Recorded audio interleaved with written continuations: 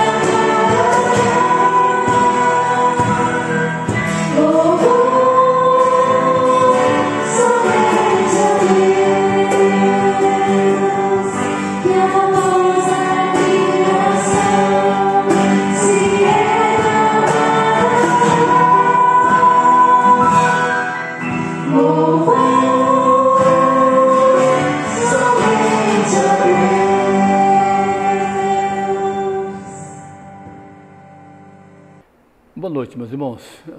Saudar a todos na graça e na paz do Senhor Jesus Cristo. Mais uma vez eu quero cumprimentar os nossos jovens, pelo dia do jovem presbiteriano.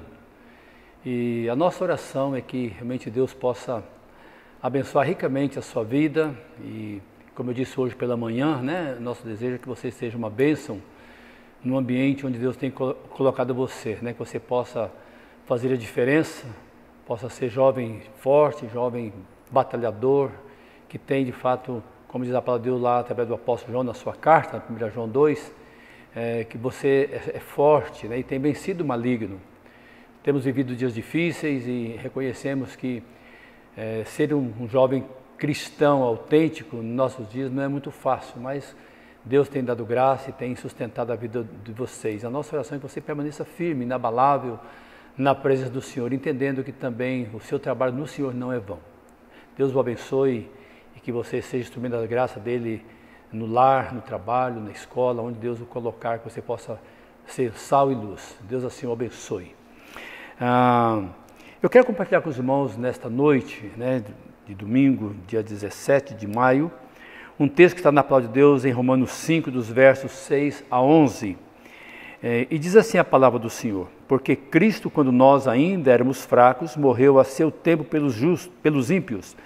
Dificilmente alguém morreria por um justo, pois poderá ser que pelo bom alguém se anime a morrer. Mas Deus prova o seu próprio amor para conosco, pelo fato de ter Cristo morrido por nós, sendo nós ainda pecadores. Logo, muito mais agora, sendo justificados pelo seu sangue, seremos por ele salvos da ira. Porque se nós, quando inimigos, fomos reconciliados com Deus, mediante a morte do seu Filho, muito mais, estando já reconciliados, seremos salvos pela sua vida. E não apenas isto, mas também nos gloriamos em Deus por nosso Senhor Jesus Cristo, por intermédio de quem recebemos agora a reconciliação. Paulo que dá instruções preciosas para o nosso coração. E eu quero compartilhar com os irmãos nesta noite sobre o tema, o projeto de Deus. Eu quero crer que cada um de nós sabe, né, o que é projeto, principalmente os estudantes, né, quando vai finalizando o seu curso, tem que fazer um projeto, dependendo da área que ele trabalha. Se não um TCC, tem que fazer um projeto de conclusão do seu curso para ser aprovado ali em todos os sentidos. E também fazemos projeto na nossa vida, na nossa caminhada. Às vezes, quando começamos o ano, né, letivo, nós fazemos projeto daquele ano, fazendo os cálculos de tudo que vamos fazer, os planos. E com Deus também não foi diferente. Deus, de fato, fez um grande projeto, conforme nós lemos aqui, que Jesus Cristo, ele veio a este mundo, ele derramou o seu sangue, mas havia por trás de tudo isso um plano maior. E é interessante porque quando a gente olha a palavra de Deus, a gente vê que antes mesmo da fundação do mundo, Deus já havia projetado a salvação do homem. Porque Deus, com a queda do homem, ele não foi pego de surpresa. Deus sabia que o homem não iria resistir à tentação. E por isso a palavra de Deus diz que ainda na eternidade o sacrifício do Senhor Jesus já foi feito. Apenas no tempo e no espaço ele foi concretizado, foi evidenciado. 1 Pedro vai dizer para nós, e eu quero ler esse texto com os irmãos, né? É interessante quando a palavra de Deus nos diz ali desse conhecimento, essa onisciência de Deus. 1 Pedro 1, 18 a 20 diz assim: sabendo que não foi mediante coisas corruptíveis como prata ou ouro que fostes resgatado do fútil procedimento que vossos pais vos legaram, mas pelo precioso sangue, como de cordeiro sem defeito e sem mácula, o sangue de Cristo, conhecido com efeito antes da fundação do mundo, porém manifestado no fim dos tempos por amor de vós. Então veja, Deus aqui propõe, já deixa para nós claro que o sacrifício foi feito antes mesmo de haver mundos. Também no livro de Apocalipse, no capítulo 13, o verso de número 8, ele diz o seguinte: e adorá-la-ão, falando da besta, né? Todos os que habitam sobre a terra, aqueles cujos nomes não foram escritos no livro da vida do Cordeiro, que foi morto desde a fundação do mundo. Então veja, quando o homem caiu, Deus já havia planejado tudo. O processo é extraordinário, a gente vê esse projeto de Deus traçado na eternidade, com a Trindade excelsa. E no tempo e no espaço, até a palavra de Deus diz lá através do apóstolo Paulo, escrevendo aos Gálatas, no capítulo 4, verso 4, né? Vindo à plenitude dos tempos, Deus enviou seu Filho, nascido de mulher, nascido sob a lei, para resgatar os que estavam debaixo da lei. Então, ou seja, Deus já havia estabelecido, e ao longo da história da humanidade, ele veio fazendo com que as coisas acontecessem conforme ele havia projetado. A gente vê desde Gênesis 3,15, quando já há a promessa ali no Jardim do Éden, de que nasceria um que esmagaria a cabeça da serpente. E ao longo da palavra de Deus, ele veio reafirmando isso ao seu povo, falando através de Moisés, através dos profetas, através de Davi. Ou seja, são várias profecias mostrando que Jesus haveria de vir. E no tempo certo, no tempo designado por Deus, proposto por ele, ele enviou o seu Filho. Eu quero então compartilhar com os irmãos, à luz do texto lido, principalmente o versículo 8, que diz ali, né? Mas Deus prova o seu próprio amor para conosco, pelo fato de ter Cristo morrido por nós, sendo nós ainda pecadores. Eu quero extrair aqui 3 lições deste versículo. Primeiro, diz: Deus prova o seu próprio amor para conosco. Então veja o grande amor de Deus. Ele nos amou, e diz o apóstolo João que ele nos amou, nós o amamos porque nos amou primeiro. E lá em Jeremias 31:3, Deus diz ali: com amor eterno eu te amei. Então veja, esse amor vem do Senhor, não é um amor tendencioso, é um amor de fato que não tem como explicar. Como que Deus amaria alguém como eu, alguém como você, que o entristece, que desobedece muitas vezes, e a gente vê isso estampado no povo dele ao longo da história do Antigo Testamento e também no Novo Testamento. Quantas vezes esse povo se desviou do Senhor, mas quando se voltar para ele em amor e misericórdia o perdoava. Nós temos também o texto bem conhecido, que é João 3,16, né, que Deus amou o mundo de tal maneira, e nos amou de tal maneira que deu o seu Filho, para que através dele nós pudéssemos, crendo, receber o perdão e receber a vida eterna. O próprio Senhor Jesus vai dizer em João 15:13 ali, que ninguém tem maior amor do que este. Então, ou seja, por mais que nós amemos alguém, e a Bíblia chega a comparar o amor da mãe, então dizer que ainda que esse amor tão grande de uma mãe for esquecido, de lá Isaías, né? Deus jamais nos deixa de amar, porque é o Deus que nos criou, Ele nos fez a sua semelhança, a sua imagem, e por isso nós podemos desfrutar deste grande amor de Deus. O apóstolo João dá na sua carta, lá em 1 João 3,1, ele faz ali como se fosse um cântico, né? uma expressão de alegria, de gratidão ao Senhor, dizendo: vede que grande amor nos tem concedido o Pai, ao ponto de sermos chamados filhos de Deus. Então, que grande amor é esse? Ainda que nós não consigamos explicar, ainda que nós não entendemos, ainda que nós tenhamos dificuldade de compreender essa verdade, mas Deus nos amou, apesar do que somos, né? Por isso que o texto diz: mas Deus prova esse amor para conosco. E a prova maior, que a segunda parte do versículo diz, é que Cristo morreu por nós. É interessante porque quando a gente pensa nesse sacrifício do Senhor Jesus, ainda que nós não entendamos, nós não compreendamos, mas é um amor tão grande que como pode alguém morrer por alguém como eu e você? Como alguém pode se doar? E Ele o fez de forma espontânea, como nós vimos, esse projeto foi traçado na eternidade, e no tempo certo Ele veio e morreu no nosso lugar. Aí no texto que nós lemos, os versos 6 e 7, diz exatamente isso. E aí coloca ali, né? Porque Cristo, quando nós ainda éramos fracos, morreu a seu tempo pelos ímpios. Dificilmente alguém morreria por um justo, pois poderá ser que pelo bom alguém se anime a morrer. Então veja, nós não temos condições, por mais que nós amamos ou amemos alguém, eu quero crer que nós não nos colocaríamos no lugar desse alguém para ser morto ou para ser condenado, para pagar pelo erro do outro. E a palavra de Deus nos diz com muita clareza, né, que Jesus morreu por causa dos nossos pecados. Lá em 1 Coríntios 15, verso 3, diz: Cristo morreu pelos nossos pecados, segundo as Escrituras. Então Ele veio exatamente por isso. E quando a gente olha lá na carta aos Colossenses, a gente vai ver no capítulo 2 ali, vai dizer de fato que toda a dívida, né, descrito que era contra nós, foi lançada ali na cruz. E por mais que nós quiséssemos pagar isso, nós jamais conseguiríamos. Nós não temos condições, porque Jesus diz que a nossa alma vale mais que o mundo inteiro. Então para nós é um privilégio saber que alguém morreu por nós, dando a sua vida em nosso lugar, para cumprir assim a justiça de Deus, porque alguém teria que pagar. É por isso que no Antigo Testamento nós vemos ali o sacrifício do cordeiro, e as pessoas ali levavam aquele cordeiro diante do sacerdote, ele fazia ali o sacrifício, as pessoas colocavam a mão na cabeça daquele animal e ele era sacrificado em lugar daquele pecador, daquela vítima. E assim Jesus o fez por nós. Que nós agradeçamos ao Senhor por este privilégio que Ele nos dá de podermos ser alcançados por essa graça. Na carta de Paulo aos Romanos também, no capítulo 8, verso 1, que é muito conhecido, diz: agora, pois, nenhuma condenação há para os que estão em Cristo Jesus. E no versículo 34, nós vemos as seguintes palavras: quem os condenará? É Cristo Jesus quem morreu, ou antes, quem ressuscitou, o qual está à direita de Deus e também intercede por nós.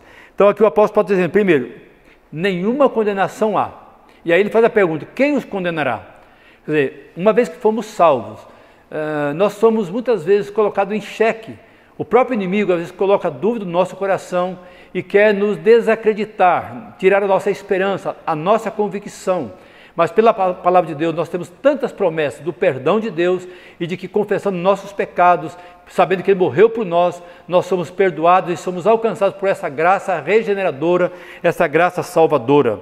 No capítulo 15 da primeira carta de Paulo aos Coríntios, nos versículos 26, depois 54 e 55, primeiramente, 1 Coríntios capítulo 15, verso 26, diz assim: o último inimigo a ser destruído é a morte. E nos versos 54 e 55 diz assim: e quando este corpo corruptível se revestir da incorruptibilidade, e o que é mortal se revestir da imortalidade, então se cumprirá a palavra que está escrita: tragada foi a morte pela vitória. E ele faz a pergunta: onde está, ó morte, a tua vitória? Onde está, ó morte, o teu aguilhão? Então, nós vemos aqui a palavra do Senhor confirmando para nós que nós não precisamos temer. Aquilo que Jesus fez foi completo, foi eficiente. E através da sua morte nós somos purificados. E Ele tirou de nós o temor da morte. A morte agora já não é mais um terror, não nos assusta, porque nós temos a bendita esperança de saber que se morrermos, estaremos para sempre com o Senhor. E como Paulo diz, o viver é lucro, mas o morrer é lucro, embora sabemos da grande diferença que é servir ao Senhor. E nesse mesmo versículo, primeiramente nós vimos, Deus prova o seu amor, e diz na sequência, pelo fato de ter Cristo morrido por nós. E ele encerra dizendo, sendo nós ainda pecadores. Quer dizer, antes mesmo de fazermos qualquer ato bom, porque a palavra de Deus diz que antes mesmo de nós nascermos, Deus já estabeleceu a nossa existência, já tinha esse projeto na nossa vida. Por isso lá no Salmo 139 ele vai dizer que antes mesmo de termos forma, de termos estrutura, ali o Senhor já estabeleceu a nossa existência, ali Ele já nos conhecia, já sabia quem nós éramos.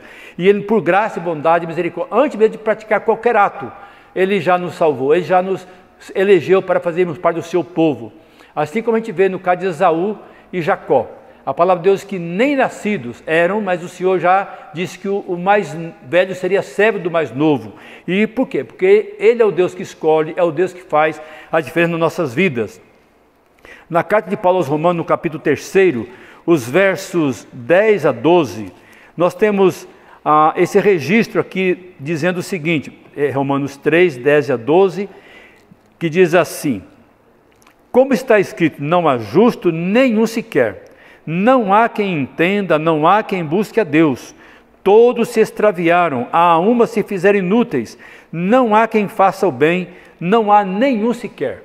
E no versículo 23 ele vai dizer que todos pecaram e carecem da glória de Deus. Então veja, nós não fizemos nada que pudesse agradar a Deus. Aliás, a palavra de Deus nos diz através do profeta Isaías, de que os nossos atos, todos os nossos atos são como trapo de imundícia. Por mais que fizermos, jamais conseguiremos pagar aquilo que Deus fez por nós, porque os nossos atos é como trapo de imundícia, e Deus por graça, bondade e misericórdia nos alcançou. É por isso que o salmista diz lá no Salmo 51, verso 5, né? Eu nasci na iniquidade e em pecado me concebeu minha mãe. Então nós já nascemos com essa tendência pecaminosa, com essa natureza corrompida, e portanto nós não conseguiríamos fazer nada de bom. A palavra de Deus nos diz, através do apóstolo Paulo aos Efésios, no capítulo 2, que nós estávamos mortos nos nossos delitos e pecados, mas por causa disso Ele nos deu vida em Cristo Jesus, o nosso Senhor. O evangelista Lucas, ele vai escrever lá no texto de Lucas 19, verso 10, naquele contexto de Zaqueu, depois de encontrar com o Senhor Jesus e fazer a sua decisão por Cristo, o Senhor Jesus diz ali no versículo 10, porque o Filho do Homem veio buscar e salvar o perdido. Então, louvamos a Deus, porque um dia a sua graça nos alcançou, e mesmo sem merecermos, sem termos feito nada que o agradasse, por amor, Ele nos alcançou, nos perdoou e nos aceita como filhos, nos justificando através do Senhor Jesus Cristo, porque Ele pagou isso por nós. A palavra de Deus também nos diz, através do apóstolo Paulo, escrevendo a Timóteo, na sua primeira carta, no capítulo 1, o verso 15, diz assim: fiel é a palavra e digna de toda aceitação, que Cristo Jesus veio ao mundo para salvar os pecadores, dos quais eu sou o principal. Veja, o apóstolo Paulo, ele mesmo entende isso. E ele foi alguém que viveu uma vida, de fato, que desagradava a Deus, perseguindo os cristãos, e achando que com isso estava louvando ao Senhor, achando que era zeloso pela lei, zeloso pelos princípios de Deus, mas a palavra de Deus o alcançou um dia e ele se reconhece como o pior dos pecadores. Por isso que ele diz, fiel é a palavra e digno de toda aceitação. Que aqui Jesus veio ao mundo para salvar os pecadores, dos quais ele se considerava o principal dos pecadores. Então veja, esse projeto de Deus, traçado na eternidade, por causa do seu amor, por causa daquilo que Cristo fez por nós, e porque ainda, sendo pecadores, a sua graça nos alcançou, e nos tornou seus filhos, nos tornou herdeiros do reino, e por isso nenhuma condenação há para aqueles que de fato estão no Senhor. Eu quero concluir então essa pequena meditação, dizendo, louve ao Senhor pela bem de ter sido alcançado, pela sua infinita graça e imensurável amor, e assim ser livre da condenação eterna. Maravilhosa graça. Este é um dos hinos que inclusive nós cantamos, reconhecendo este amor, essa graça maravilhosa que nos alcançou um dia, nos tornando filhos do Senhor, porque através do sacrifício de Cristo, Ele nos tirou do império das trevas e nos transportou para o reino do Filho do seu amor. Que o Senhor assim nos abençoe e que nós nos alegremos por fazer parte desse projeto um dia, traçado na eternidade a favor de nós, que nós não merecemos, mas Ele nos alcançou por graça e misericórdia. Oremos, agradecendo a Deus por este privilégio de fazer parte do seu povo. Pai, nós te agradecemos, te louvamos, porque um dia o Senhor planejou, o Senhor projetou na eternidade salvar o homem pecador, porque o Senhor já sabia que o homem não conseguiria resistir à tentação, e ele jamais conseguiria cumprir, ó Deus, o plano traçado, a aliança feita, e ao longo da história as alianças, todas que foram feitas foram violadas. Somente o Senhor Jesus Cristo, o homem perfeito, o Deus encarnado, foi capaz de cumprir tudo em nosso lugar para que a sua justiça fosse feita. Acima de tudo, porque Ele derramou o seu sangue ali na cruz do Calvário, nos purificando, nos adotando como filhos do Senhor. Através desse sacrifício, os nossos pecados foram perdoados. Todo o escrito de dívida que era contra nós foi cancelado e foi transferido ali para a cruz do Calvário. Obrigado, Deus, por fazermos parte desse projeto de um dia estarmos na eternidade com o Senhor. Mais uma vez também nós rogamos pelos jovens, ó Pai, presbiterianos, que nesse dia comemora o seu dia, que esses jovens sejam bênçãos, sejam luz, sejam instrumento da Tua graça, e onde quer que cada um estiver, que possa fazer a diferença, vivendo como cristãos autênticos, honrando ao Senhor através de suas vidas. Nós te louvamos, nós te bendizemos, nós te agradecemos, ó Pai, por tudo, no nome de Jesus. Amém. Que o Senhor assim nos abençoe.